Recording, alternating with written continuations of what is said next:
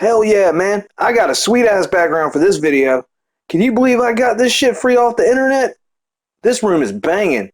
It's got a bar. It's got a computer in the corner. The color scheme reminds me of Wildberry Pop-Tarts. It's perfect. I tried to make my own background before I knew this was an option. It looks like it was done by a goddamn kindergartner. Look at this monstrosity. You can tell I tried to make it immersive, what with the little cloud and the sun that you can see through the window. Also put that little cup in there to give the illusion that you were watching a professional commentator and not some shitty MS Paint artwork by a man in his 30s. Nah, the new background is way better. You see this and think, that hippo's fancy. He's probably not going to eat leftover spaghetti for dinner. He's probably going to eat a fat pile of cocaine. That is the illusion that I hope to craft with this setup. Now, speaking of cocaine, I decided to make my family watch an animated film from the early 90s this weekend. I've seen that a bunch of my favorite YouTube personalities occasionally review bad or obscure old movies, and there's one thing Hippo Dad is good at, is jumping on the old bandwagon. The movie in question for this particular video is the forgotten Don Bluth classic, Rock-a-Doodle. Now, most of y'all might already know who Don Bluth is, but for those of you that need a refresher, Don Bluth originally worked for Disney in the 70s. He directed The Rescuers and Pete's Dragon before leaving Disney in 1979 to start his own animation studio, taking a few key animators with him.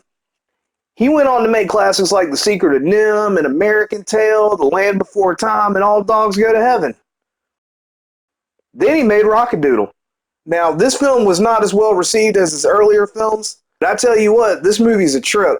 So warm up a plate of old spaghetti and cut out a fat line because we're about to jump on in. The beginning of this movie is narrated by a dog who explains to the audience how the sunrise works. Like this. He also asks you to imagine a scenario where the sun doesn't come up in the morning. One morning where you lived, she took a look around and decided to go back to sleep. It happened once to us. This is a fear that many flat earthers struggle with every day. We're then introduced to Chanticleer and his farm. Cock-a-doo, what a day. The sun is shining brightly. Cock-a-doo, sunny day. Down here on the farm. My wife was quick to point out that this rooster is shredded, thus ensuring that I remain self-conscious about my plush Hippo Dad body during the remainder of this film. I guess I'm going to be playing Ring Fit Adventure after this movie. It's very clear from the beginning that Chanticleer is beloved by the animals at this farm. He sings for them and punks out that little bitch-ass rain cloud. We all had our jobs on the farm, and Chanticleer's was to wake up the sun. And when he crowed, up she came. Man, they love this rooster. Those chickens are about to blow their loads just looking at him. This dude is the life of the party. We should all be so blessed to have someone so cheerful and optimistic as part of our lives. How can you wake up in a bad mood with this shit going on every day? I sure hope these animals realize how lucky they are to have Chanticleer and that they value his friendship. Hey, Chanticleer! A stranger snuck onto our farm to stop Chanticleer from crowing. Of course, Chanticleer wouldn't give up without a fight. But what he didn't know was that this stranger had been sent by the Grand Duke of Owls. Holy shit, he was just singing. Now Chanticleer is fighting an assassin with real knives on his feet. This is some Naruto shit. Goddamn, that turned into Die Hard quick. For in all the commotion, Chanticleer had plumb forgot to crow. And the sun was coming up without him. Who gives a shit? Your best friend was just assaulted by a knife-wielding assassin sent by some evil owl. He was almost killed. The sun probably came out to make sure he's okay. Look, it's coming up without him. You're a phony. He's a fake. Hey, everybody, cock-a-doodle doo. Oh my god, fuck these animals. They wasted no time turning on him. Jesus.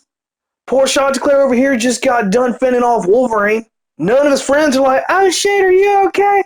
They just immediately shame and boo him. Just look at how fucking mad they are about this. They're treating poor Chanticleer like he's Bernie Madoff or some shit. These guys are the worst. They deserve whatever happens to them. Poor Chanticleer left the farm to look for work in the city. Good. Fuck them. Then came the rain and our troubles with the Duke. Good. Y'all fucking deserve this. What's that, Mom? That's the Grand Duke. That kid just broke the monocle in the picture. This movie's awesome. Oh yeah, this is when you find out that the whole movie is a storybook that's being read to a child. That was a really common tactic in kids' movies back then. Mom then comes in with a little exposition and explains the villain's motivation for sending a hitman. Unfortunately, there's shit going down in the real world too. We've got big problems. Have you looked out there? If the rain doesn't stop, so we're all gonna go floating down the river. This is my favorite part of the story. His name is Edmund. Of course, he didn't look quite like this when I first met him. Wait, so the dog is narrating a story from within a story about what's going on in the real life with real people in the real part of the animated movie. This is like cartoon Inception. Because the fireman dreams aren't like dreams at all. They're more like a dream within a matrix within a dream. We're 7 minutes in and I'm not sure what's real anymore. I don't think this cocaine's mixing well with the old spaghetti. It's my house too. I want to help. Well, then pray for the rain to stop. Oh, she's one of those. Well, lady, praying for help is about as useful as farting in your hand and slapping someone, but sure. I know the answer. We need Chanticleer. Even the kid knows his mom is full of shit. He'd rather get the cartoon rooster from the book to help instead. That's awesome. Mom! Here! How is she? Start the truck, she'll be okay! Dory, hurry! Shoot her! Shoot her! Man, this movie is high octane as fuck. I don't know if my hippo heart could take this much excitement so early in the movie. Edmund had the right idea to call for Chanticleer, but Oh hell yeah. You go praying you don't know which god's gonna answer. That tree claw is cool as shit. How the hell did this movie get a 20% on Rotten Tomatoes? You put your finger in the Duke's face. He's mad about the monocle. He's also mad about that kid yelling Chanticleer out the window. I'm guessing at this particular point we are to assume that the cartoon book world and the real world are linked. Man, I'm pretty sure that's what happened in the Babadook movie. This kid's fucked. Man, this owl shoots all kind of stars and planets and moons and shit out of his magic breath.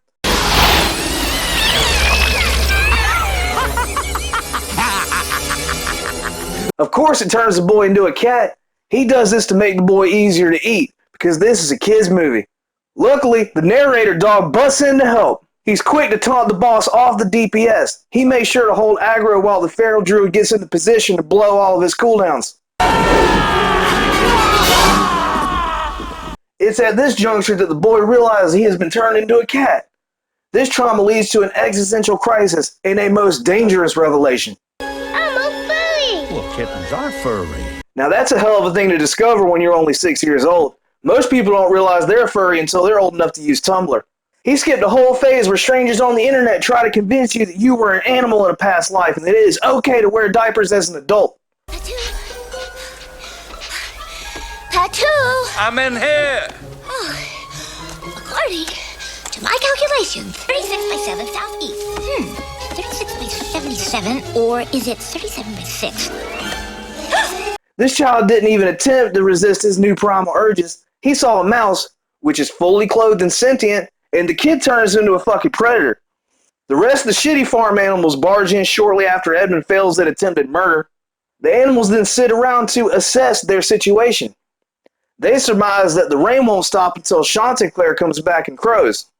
They start laying out a plan to send a squad to bring him back. Girls, they think they know everything. Why don't you run home, be a mousewife, make cheese? Goddamn sexist bird, what an asshole. Wait, wasn't he one of the ones that dogpiled on Chanticleer after he was assaulted? Rock-a-Doodle! Man, fuck this bird. What the hell is your job on the farm? So far it seems like his only talent is being a fucking tool. The story's true. You all laughed at him and he went away. That kid was quick to call the animals on their bullshit. I like how the animals only realize their mistake after the consequences put them in mortal danger. They don't really feel bad for being awful to Chanticleer.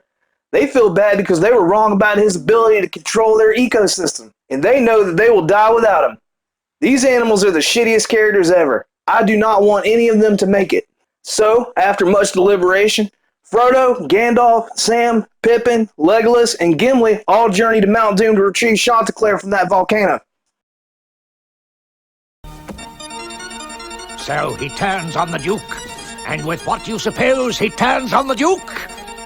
What, Master? A flashlight. What a horrible thing to do! What a horrible thing to do! Goddamn, I love villain songs. This owl is really talented.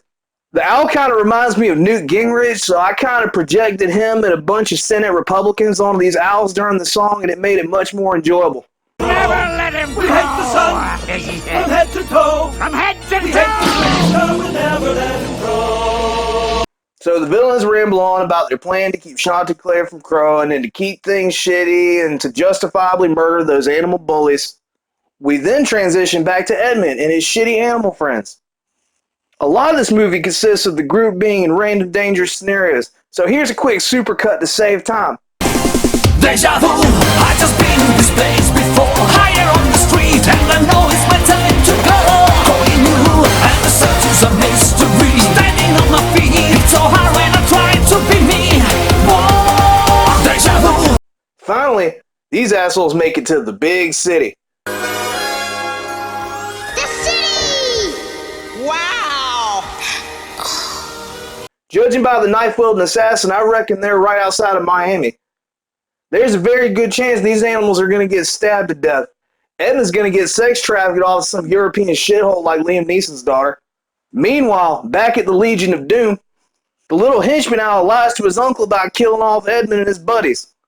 This gets the villain uncomfortably excited. How did you do it? Calm down, dude. Do you need a rag? Hold off on the story. Let me grab a belt. Now tell me the story again. Just don't let me pass out and die in the closet like that dude from Kill Bill. Villain figures out he's lying, blah blah, last chance, yada yada, fucking magic breath. Moving on to the city. So, group is looking everywhere for Chanticleer. Given they are morons, they didn't bother to actually ask anyone. If they did, they would have realized that Chanticleer is actually the talk of the town. You see, turns out old Chanticleer went and became a massive success after being driven off the farm by his shitty so-called friends. Let's check in on old Chanticleer and see how he's managed without them. Let me be your rooster and let me roost with you. Let me be your rooster, let me hear your sweet voice coo. Man, that rooster is fucking killing it. He's got women crying in the crowds and shit. They worship him. They're about to break down the barricade and rip him apart like he's one of those Korean boy bands. We are then introduced with Chanticleer's sketchy fox manager and his former star talent, Goldie. You gotta go on in 2 minutes. But I'm too good for the chorus. What's he got that I ain't got? A voice. He fucking slayed her. Call the paramedics. Help, she's covering third-degree burns. Look at Goldie, when I found him, he's a nobody. Nobody wanted him, nobody cared about him. But I picked him up out of the gutter, and now look at him. Good on you. His friends treated him like shit. You noticed he had talent, so you gave him a platform to use his talents and become successful. Now, this dude looks evil as fuck, but going off what I know at this point, he seems like an okay dude. Everybody starts in the chorus, Goldie. Of course, you could give up showbiz. Pinky! Well, shit. It wouldn't be the 90s without a record executive propositioning female talent. That's rapey as hell. Come on, baby, don't you want to be a Fox News anchor? Anyway, so the animals need to talk to Chanticleer after the show in order to convince him to give up this awesome new life and come back to that shitty farm. But Chanticleer has bouncers. Move it, move it! Bounce you once, bounce you twice. If you get out of line, we're not very nice. We'll bounce, bounce you all over the place. Bounce, bounce, bounce, bounce if we don't like your face. Hell yeah, those frogs are dope as hell. All bodyguards should act like this. But it's hard to be happy without friends, even if you are famous. I reckon he'd be awfully glad to see us. I'm not so sure about that, dog. Y'all were mean as hell. Virtually any friends he makes at this point would be an improvement. Also, you may have noticed me in the crowd. You can see that I'm clearly worried about Chanticleer taking off in that helicopter. You can't be too careful considering what just happened to Kobe Bryant. Those things are spinning death traps. Meanwhile, inside the flying hotel deathcopter, Chanticleer is having PTSD about being abandoned by his friends. Well, I just don't know. I guess I'm just a little lonely. Lonely? You crazy? There's 20,000 people out there screaming your name, and you're lonely? You told me yourself what they did to you on the farm. They don't love you. Hell yeah, sketchy fox manager. Fuck those guys. See that? They love you! Eh? That's good advice right there. Look how traumatized Chanticleer is. Poor guy sucking on his thumb and shit. The sketchy fox manager is gonna have to think of a plan to keep him complacent. Meanwhile, Edmund and the gang call the other animals back to inform them that they're pretty much fucked now. The lights are going out. Kitty, look, we're running out of time here. We need Chanticleer, quick! Should have thought of that before you ran them off, stupid ass pig. I sincerely hope they don't make it. Man, it sure has been a while since the owls showed up. Twiddly-dee, twiddly-dee. They're running out. They're running out. They're running out of batteries. Goddamn, I love villain songs. Turns out the fox manager has an evil motive. Shocker, he's working for the owls to help keep Chanticleer away from the farm. You know, the villain seems pretty strong.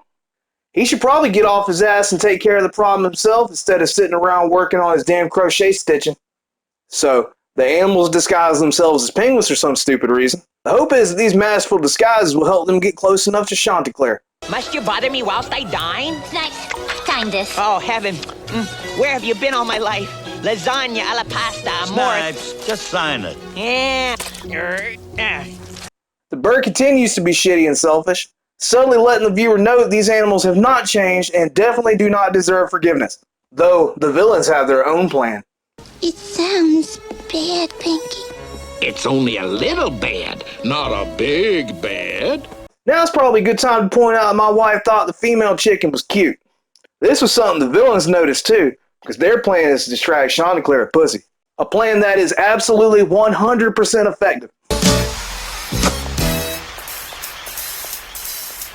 Deep, deep, the trouble you're in. I'll throw you to the sharks and you can't swim.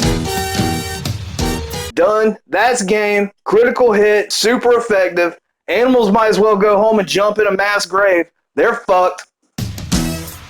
Oh no. The dog seems to be the only one to grasp the severity of this power play. Chanticleer wastes no time carting that honey off to his ballin'-ass sky apartment. There was just one problem with their plan, of course. Goldie was only supposed to pretend to fall in love with Chanticleer. But she was falling in love for real. Hell yeah, she's falling in love for real. Chanticleer is awesome. He's talented and shredded as fuck, you dumbasses. What did you expect? Virtually every female double agent in every movie and TV show since the dawn of time has fallen for their target. How could you not foresee this? Also, how does her falling in love hurt the plan? She was supposed to make him complacent with this situation. She knocked that out of the fucking park. His life is so awesome now. He has zero incentive to go back to that old farm. Man, he looks so happy. What that really means to me. Oh, I think we've lost him. What do you mean? He's right there. Oh, no, he ain't. He's 1,000 miles away. Again, the dog's the only one to realize how fucked they actually are. I'm sorry, little buddy, but we're just no match for that painted feather duster. Fucking what? A painted feather duster? See, the dog is still an asshole. These animals haven't learned shit. And that's where the movie ends. The animals go back to bury what the owls left of their friends. Then they forge a suicide pact to avoid slowly starving to death in this post-apocalyptic world of eternal night. Or at least that's how I would have ended it.